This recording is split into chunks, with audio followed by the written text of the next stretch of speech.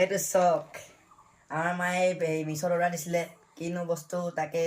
খুলি পিনে দেখাওঁ আপোনালোকক আজি মই খুলিলোঁ আৰু দেই সদায় মায়ে খুলি থাকে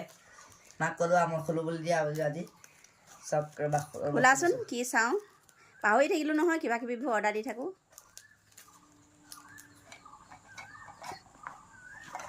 এইটোচোন লাইটাৰ আহিলে সেয়া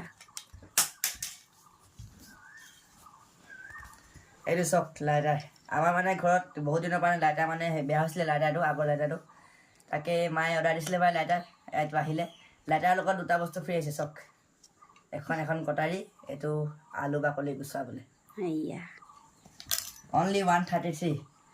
ইমান কম প্ৰাইজত এটা ইমান ভাল বস্তু পাম বুলি মই কেতিয়াও মানে ভবা নাছিলোঁ পটককেনে পাই গ'লোঁ ভাল লাগিলে একদম মানে লাইটাৰ বহুত দিনতে শেষ হ'ল আনিম কি চলাই যে কাঠি কিমান নষ্ট কৰিছোঁ মই নিজে ভাবি নাপাওঁ মানে সেইটো কাৰণে আজি আৰু বেটাই ক'লে মই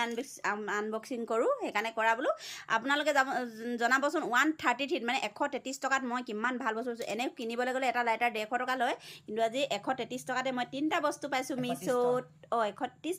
3 টকাটো নল'লেই বোলে 130 টকাতে 3টা বস্তু পাইছোঁ চাওকচোন কিমান ধুনীয়া বস্তু এইকেইটা এই বিশেষকৈ এইটো আলু গুচোৱাটো ভাল লাগিছে